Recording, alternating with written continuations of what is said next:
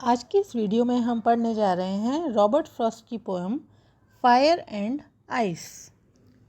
तो बच्चों, जैसा कि आपको पता ही होगा, फायर का मतलब होता है आग एंड आइस का मतलब होता है बर्फ़।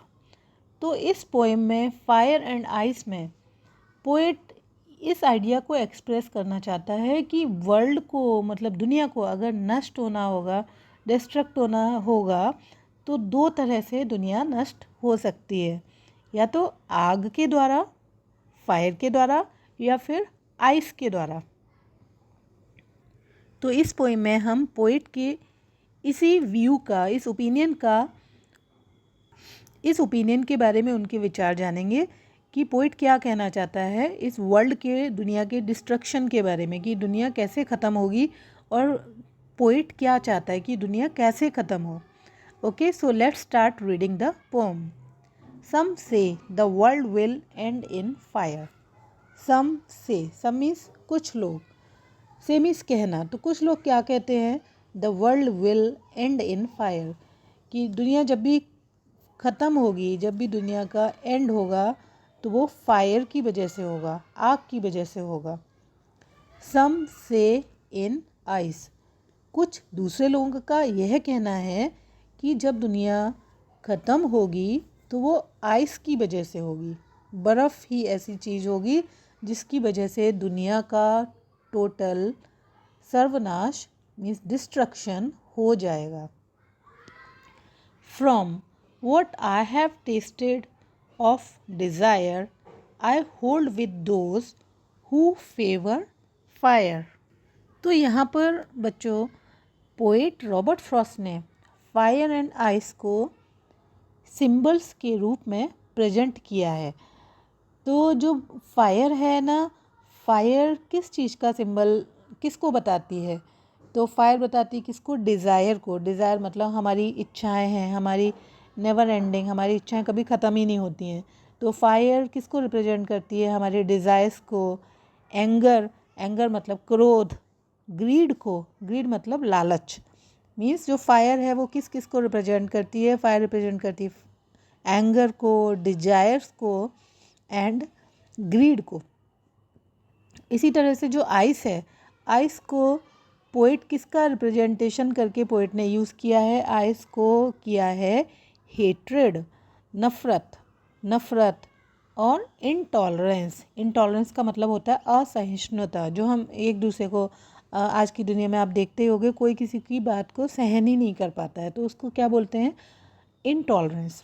तो आइस यहाँ पर किस चीज़ का सिंबल है? हेट्रेड का और इंटॉलरेंस का। तो इन फीलिंग्स को आइस बताता है एंड फायर बताता है कौन से इमोशंस को? एंगर, ग्रीड एंड डिज़ायर्स, इनको फायर रिप्रेजेंट करता है।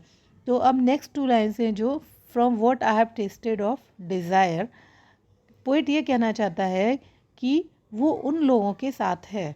I hold with those who favour fire, उन लोगों के साथ अपने ओपिनियन रखना चाहता है जो लोग ये कहते हैं कि फायर के द्वारा ही दुनिया का एंड होना चाहिए, फायर के द्वारा ही दुनिया का एंड होगा। मतलब ये कि पोएट आइस से ज़्यादा फायर को प्रिफर करता है, फायर का फेवर करता है। Okay, next stanza. But if it had to perish twice, perish का मतलब होता है डिस्ट्रॉय। अब पोइट अपना दूसरा ओपिनियन रखता है, वो कहता है कि इफ़ इट मीन्स वर्ल्ड, दुनिया, अगर दुनिया को दो बार ही नष्ट होना होगा, मतलब एक बार तो पोइट चाहता है कि it has to be ended by fire, और अगर उसका एंड दो बार होना होगा, दूसरी बार फिर से एंड होना होगा, तो I think I know enough of hate.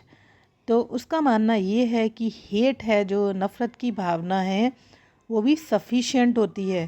किस चीज़ के लिए सफिशिएंट होती है? To say that for destruction ice is also great and would suffice. Means that for destruction, कि वर्ल्ड के एंड के लिए, वर्ल्ड के डिस्ट्रक्शन के लिए, विनाश के लिए ice is also great, ice भी डिस्ट्रक्ट करने का काम कर सकती है बहुत अच्छी तरह से। Is also great and would suffice. Ice का मतलब नफ़रत, कि अगर दुनिया को समाप्त होना होगा तो नफ़रत के द्वारा भी दुनिया ख़त्म हो सकती है। तो पोइट क्या कहना चाहता है कि नफ़रत है या इनटॉलरेंस है, हेट्रेड इनटॉलरेंस है, ये दोनों ऐसी फीलिंग्स होती हैं कि जो एक बार एक इंसान के मन में एंटर कर जाती हैं, उनके हार्ट्स में एंटर कर जाती हैं, तो they remain throughout the life, हमेशा उनके लाइफ में ज़्यादातर बनी रहती हैं। तो that means the poet thinks that hatred is long lasting है, and it enters into their hearts, it remains throughout the life. So the poet thinks that ice or hatred will be sufficient to bring an end of this world, कि ice और hatred इस दुनिया के end के लिए sufficient है। So thank you. कैसा लगा आपको पोएम का एक्सप्लेनेशन कमेंट करके ज़रूर बताइएगा। Thank you, bye bye.